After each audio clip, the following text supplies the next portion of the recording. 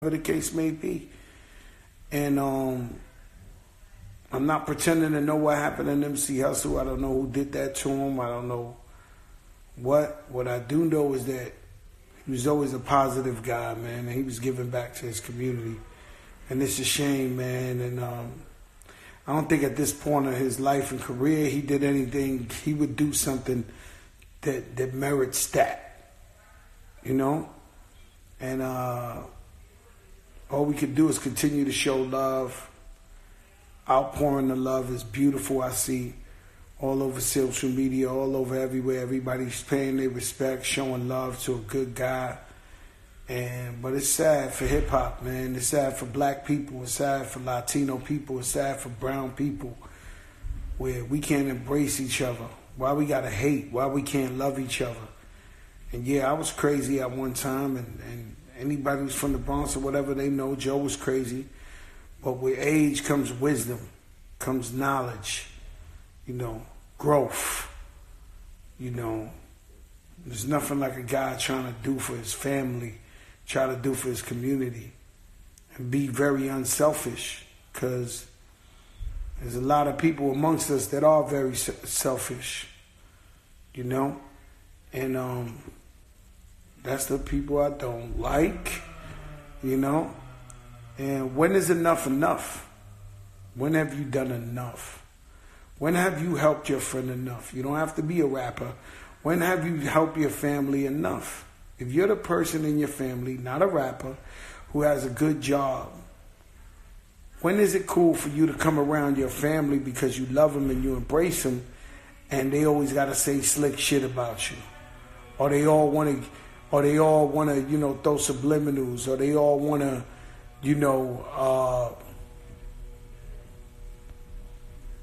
be mad or always say some shit like that. Or they want to lean on you, like, yo, can I hold some money? Can I this? Can I that? Can I this?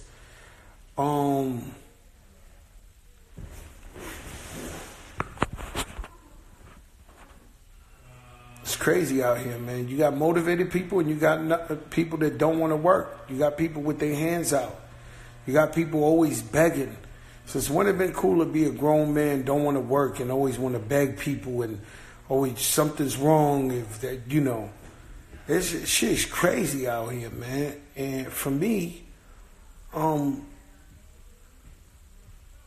come to the realization now, maybe because I'm older, that we all gonna die. So, it's just different ways people gonna die. So, I'm just like, as long as you live your life righteous, you try to do good by the people, you're a real father to your kids, you really look out for your kids. I always tell y'all, a man that's a father to a kid and he gives him a pair of sneakers on Christmas and don't give him nothing else, he ain't a real father. You got to be a hunter, you got to be a provider, you got to provide for your family. So everybody don't see. They see jewelry, they see the chandelier, they see the this, but they don't see 5 a.m. niggas getting up. Nigga Fat Joe, his biggest fear is getting on the plane. They don't see me flying over Africa, the fucking plane going like this. And I'm praying 1,000,000 times, begging God, please let me land. That's the shit some of us got to deal with. We got to conquer our fears. We got to do whatever we got to do to make sure we can take care of our family, leave a legacy, leave something back in our community. And that's what I think this man was about, man. I think he was about, he was ahead of his time. He was young, making major moves. And it's sad to see his life taken. And he could have continued to help more people in his community. And now that's been cut short. It's sad, bro. It's sad. And, God bless everybody out there, man, who's going through, all type of stuff in your life, man. Just try to be strong, try to pick up the pieces. Even if you got the rug swept from under you, even if they try to chop your legs, get back up, keep fighting. They did it to me 1,000,000 times. every time I went to the studio with Scott Storch, we made #1 records. You know, Scott Storch had his problems, you know, and then I had to figure it out. I had to get back with some new producers or whatever, figure it out.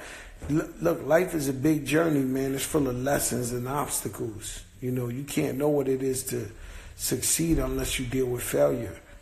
And you got to fail several times, more than enough times, so you can succeed. So that's how you got to go by it, man. God bless everybody. I ain't really read the shit and all that today, but you know, yesterday, today, was a day of mourning.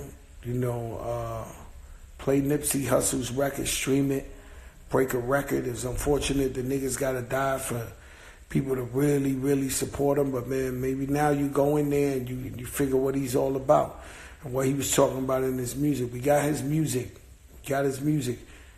He left that. You know, he put his heart on his music. So go support him. All right.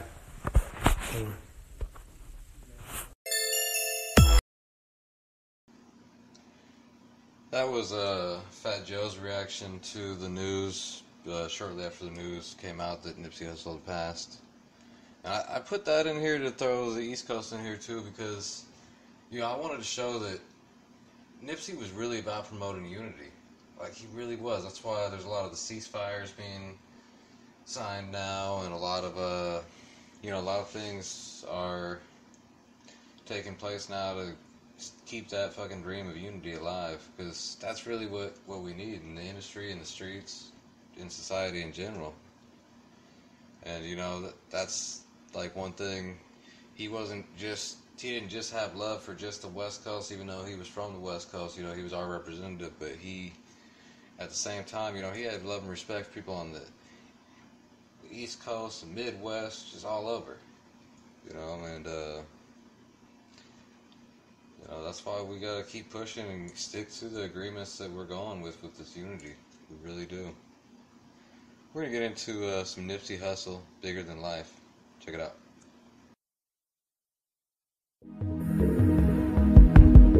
What up? What it do?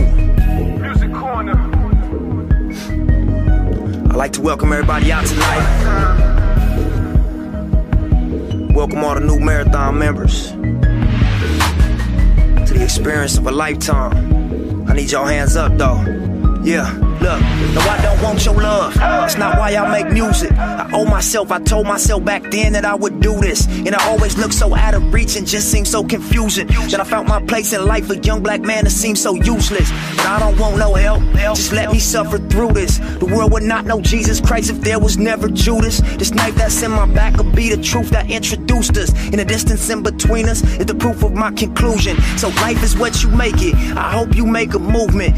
Hope your opportunity survives the opportunist. Hoping as you walk across the sand you see my shoe print and you follow till it change your life, cause it's all evolution. And I hope you find your passion, cause I found mine in this music. But I hope it's not material, cause that's all an illusion. And they all in collusion. This racist institutions, double standard, acting like they not the reason why we ruthless. But tonight,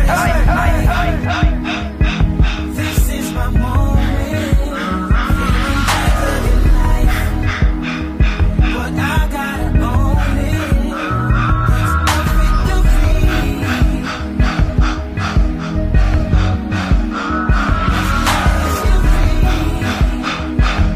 Judge me by my progress. Look at where I started and look at where I'm standing.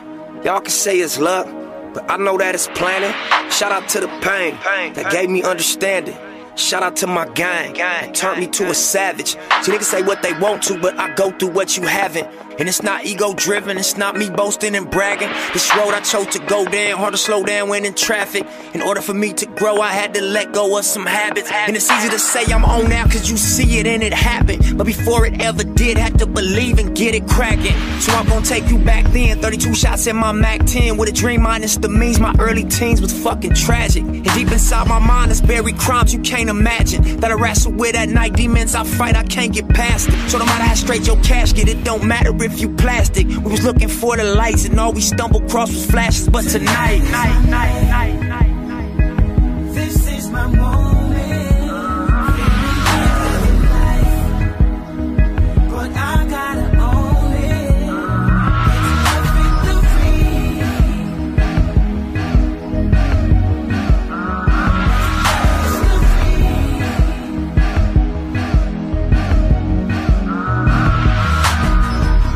It's my so if it's meant, then it's gon' be. People love it cause they know that this the real me. The cops hate it, so they hope my homies kill me. But I ain't want the fame, I just wanted y'all to feel me.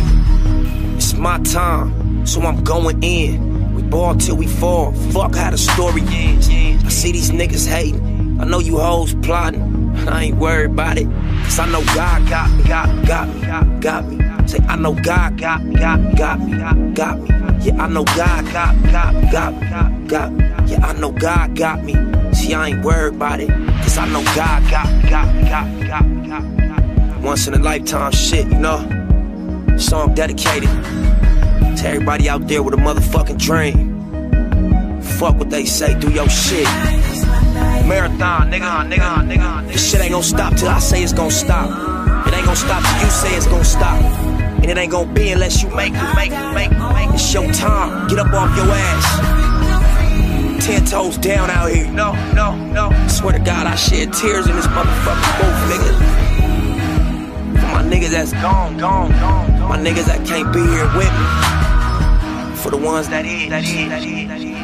Shout out my beautiful little girl, Imani. Shout out my big bro, Black Sam. Shout out my nigga Fats. Shout out my bro Adam. Shout out my A and B's. You know what this is? It's the motherfucking marathon. And this shit ain't gonna stop, man. 100.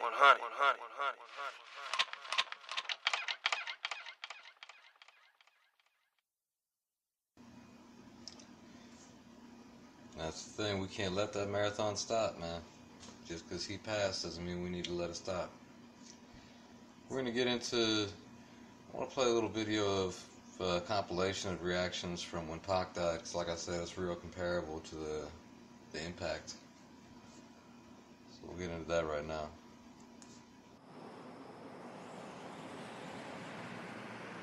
I saw Pac 20 minutes before he got shot.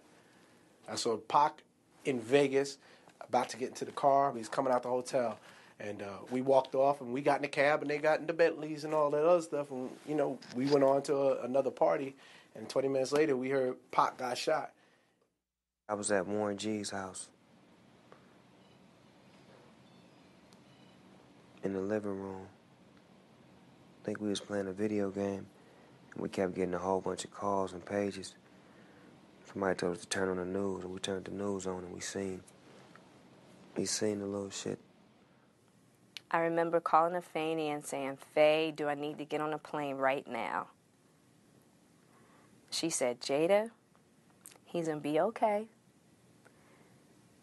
You get here when you can." I drove down there to the hospital because I wanted to see my nigga, you know what I'm saying, make sure he was straight. I'm thinking that he was going to make it. It was Pac. He'd been shot before. Fine. Our first reaction was, again? You know what I mean? And then he was like, he gonna be all right, because, you know, this is after he got shot 5 times. He was like a cat with like 9 lives. I had went to see him when he was still alive. And I said a little prayer to him in his head and held his hand and whispered at him, you know, said my piece with him. You know, he didn't have no consciousness, but I felt like my spirit and his spirit connected, and I felt like he got it. When I heard that Tupac died, I was cooking in a restaurant. It was a sports bar, so there was a big TV screen, and we all just kind of watched it, just like, you know, just dazed. My mother knocks on the hotel door.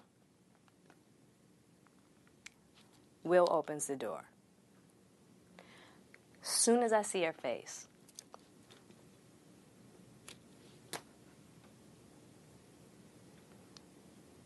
I knew he was gone. I cried like my mother cried when Marvin Gaye died. A lot of people that worked at the job